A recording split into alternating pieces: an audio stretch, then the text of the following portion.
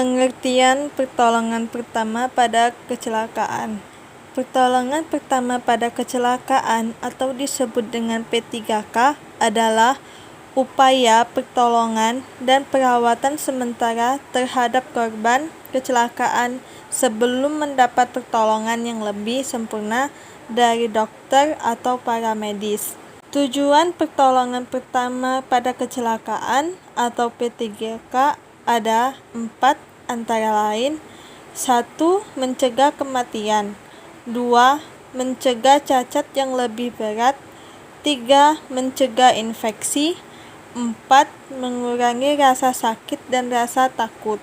Tindakan P3K yang dilakukan dengan benar akan mengurangi cacat atau penderitaan dan bahkan menyelamatkan korban dari kematian.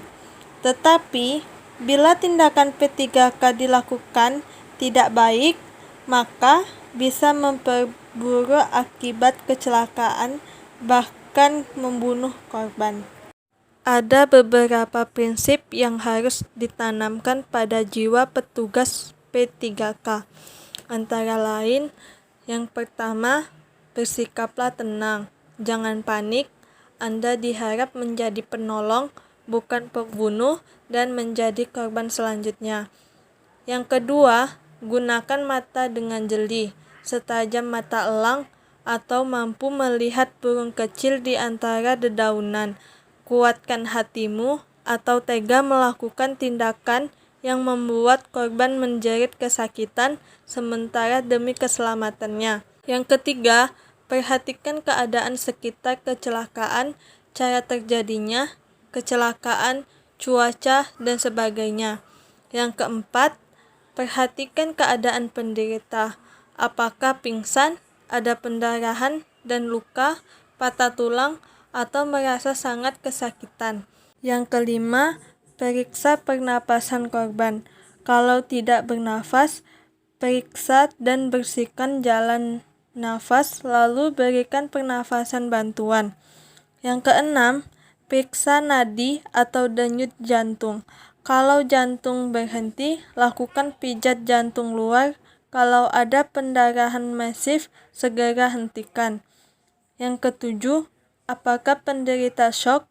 Jika shock, cari dan atasi penyebabnya.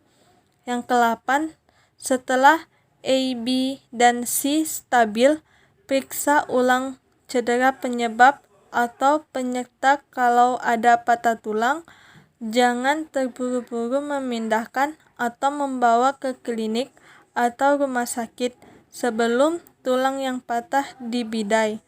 Yang ke-9, sementara memberikan pertolongan, Anda juga harus menghubungi petugas medis atau rumah sakit rujukan. Contoh pertolongan pertama untuk pasien yang berhenti bernafas dengan cara nafas buatan dari mulut ke mulut atau hidung. Langkah-langkahnya yaitu yang pertama, kepala korban diletakkan dengan posisi dagu mendongak ke atas. Yang kedua, rahang ditarik sampai mulut terbuka. Yang ketiga, penolong membuka mulut lebar-lebar dan ditempelkan ke mulut korban rapat-rapat. Lalu pencet hidung atau tutup hidung korban dengan pipi. Yang keempat, tiup ke mulut atau hidung korban. Kalau pada orang dewasa, ditiupkan 12 kali tiupan pada setiap menit. Pada anak-anak, ditiupkan 20 kali tiap menit. Dan begitulah cara pertolongan pertama untuk pasien yang berhenti bernafas.